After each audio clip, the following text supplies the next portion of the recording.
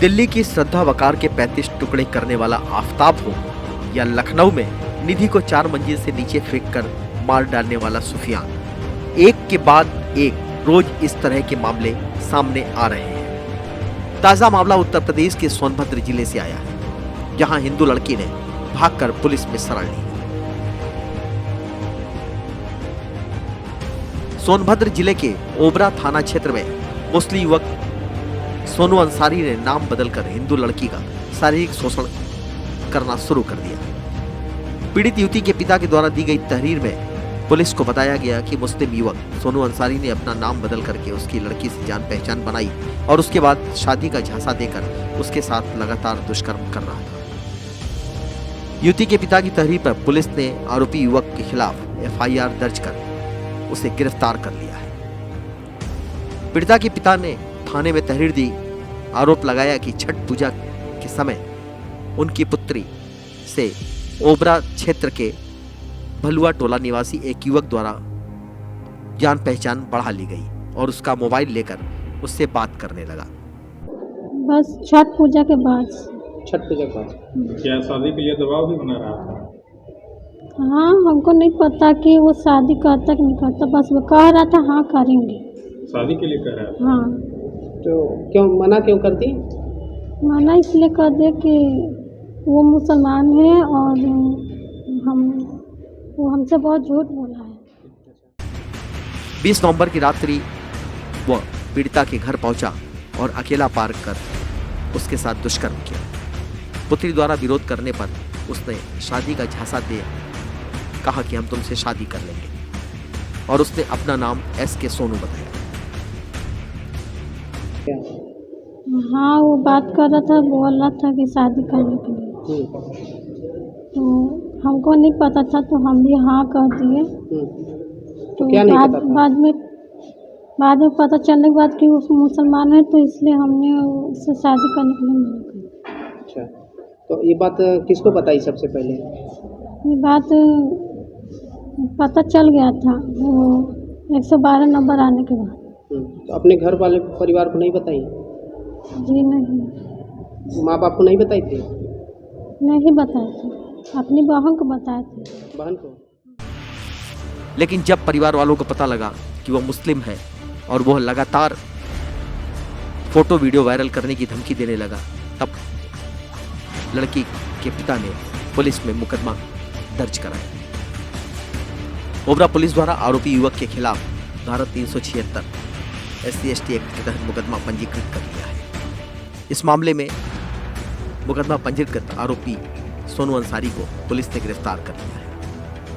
ये थाना ओबरा पर वादी द्वारा बताया गया आकर कि उसकी पुत्री एक सोनू अंसारी के साथ किसी के साथ दोस्ती थी और उसकी जो दोस्ती हुई थी सोनू नाम से हुई थी।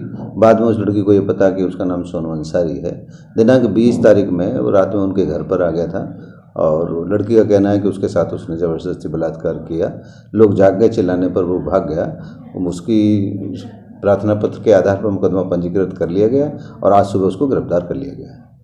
तो क्या सर वो उसने लड़की को धोखा दिया नाम बदल करके? और लड़की का था मुसलमान और लड़की का ये कहना है कि मेरी जो दोस्ती हुई थी कि वो सोनू नाम से हुई थी। मुझे उसने अपना धर्म के बारे में नहीं बताया गया था, लेकिन जब मुझे उसे बाद में पता चला कि उसका नाम सोनू अंसारी है।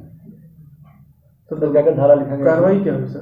376 325 SC/ST के तहत मुकदमा पंजीकृत किया गया। उसको अभियुक्त को गिरफ्तार कर लिया गया। इस पूरे मामले पर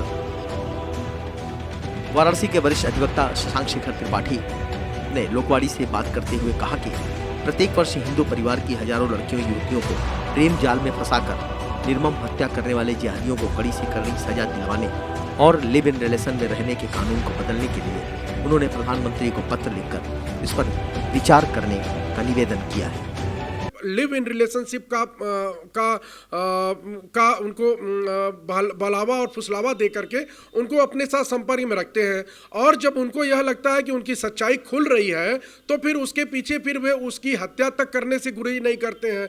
लव जिहाद का बेसिकली विषय मुझे ये लगता है कि माननीय उच्चतम न्यायालय का 2015 का वह निर्णय है जिसने एक 18 साल से ऊपर के बच्चे और बच्ची को एक साथ रहने को कानूनी जामा पहना दिया।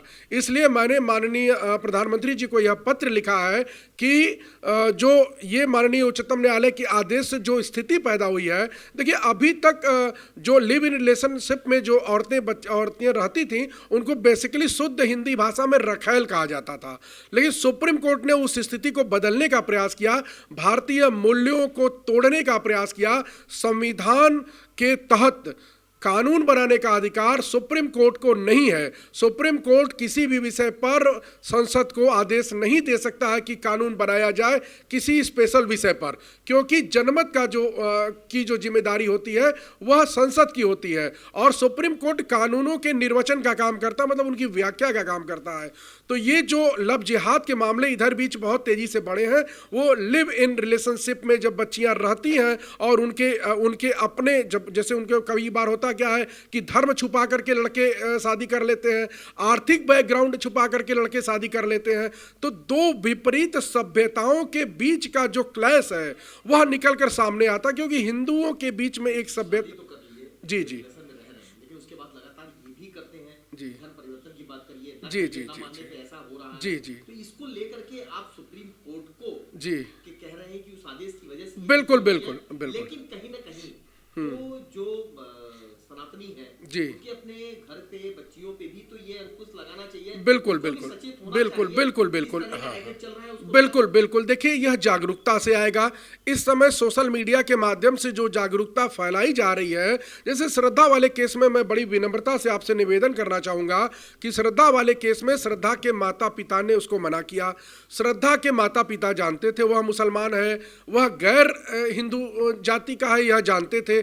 श्रद्धा ने अपनी माँ बाप का विरोध करके उसके साथ जाकर के लिव इन रिलेशनशिप में रहना स्वीकार किया, और लिव इन रिलेशनशिप चूंकि कानूनी उसके ऊपर एक आवरण चढ़ गया है, इस नाते उस पर लिव इन रिलेशनशिप में अगर कोई लड़की किसी लड़के के साथ या किसी आदमी के साथ जाकर रहना शुरू कर देती है तो उसमें माँ बाप के अधिकार शून्य हो जाते हैं, क्योंकि सुप्रीम कोर्ट ने उसमें कॉन्स्टिट्यूशनल जो प्रावधान है भारतीय संविधान का अनुच्छेद 21 है उसके तहत यह कहा कि यह लड़की का अधिकार है, लेकिन सुप्रीम कोर्ट यह भूल गया कि उसके माँ बाप का भी अधिकार है जो बच्ची को 20 साल 21 साल 22 साल तक पाल पोस करके बड़ा करता है, और उसके अधिकार के बारे में सुप्रीम कोर्ट ने विचार नहीं किया। और जब लड़कियां जा करके जी जी मुद्दा यह है कि जागरूकता की बात आपने कही जी, तो इस जागरूकता के लिए क्या कहेंगे? देखिए जागरूकता के लिए तो हम सब लोगों को प्रयास करना पड़ेगा। एक तो जैसे कि वो मैं अभी सुप्रीम कोर्ट की कई रूलिंग देख रहा था, उसमें देखिए जैसे लड़कियां जब निकल रही हैं अपने मन से, एक सुप्रीम कोर्ट ने वो किया, तो अब हमको जागरूक होना पड़ेगा और संसद को इस पर कानून बनाना होगा, और संसद इस पर तभी कानून बनाएगी जब जनता इसके लिए मांग करेगी कि लिव इन रिलेशनशिप को अपराध घोषित किया जाए, और लिव इन रिलेशनशिप में रहने वाले औरत के या पुरुष के अधिकार एक दूसरे से संबद्ध नहीं है और उनको रखैल की का ही मात्र दर्जा है, तो निश्चित तौर पर लड़कियां जिस चकाचौंध से प्रभावित होकर के लिव इन रिलेशन में जा रही हैं और सभ्यता का क्लैश हो रहा है, तो जब वहां सभ्यता का क्लैश होता है तो फिर एक सभ्यता के लोग जिनको आपकी हत्या करना उनका धर्म है, उनके यहाँ यह सिखाया जाता है कि वह काफिर है, उसकी हत्या जायज है, तो जब यह उसको समझ में आता है तो उसको लगता है कि यह काफिर लड़की 6 महीने साल भर 8 महीने साल भर हमारे साथ रह ली, अब इसकी आवश्यकता मुझे नहीं है, तो उसकी हत्या कर देता है। लेकिन जब आप इस बात को जानते हैं कि आपके दोनों सभ्यताओं के बीच में अंतर है, दोनों की विचारधारा का अंतर है, दोनों के बीच में धर्म का अंतर है, तो हमारे हिंदू समाज की लड़कियों को भी जागृत होना होगा कि वे भी इस तरह के नाजायज प्रलोभनों में न फंसे, नाजायज जाल में न फंसे। और मेरा आपके सम्मानित चैनल के माध्यम से निवेदन है कि जो लड़कियां अभी इस समय किसी तरह से बहकावे में आकर के गैर धर्मावलंबियों के साथ लिव इन रिलेशनशिप में या स्वयं के भी धर्म के व्यक्ति के साथ लिव इन रिलेशनशिप में हैं, तो उनको इस विषय से बाहर निकल करके अपनी माँ बाप की मर्यादा का ध्यान रख करके और उनको एक अच्छा सामान्य जीवन जीना चाहिए, क्योंकि पत्नी देवी के रूप में हमारे यहाँ पूजनीय है, लेकिन रखैल के रूप में वही स्त्री उपभोग का कारण बनती है और हत्या को प्राप्त होती है।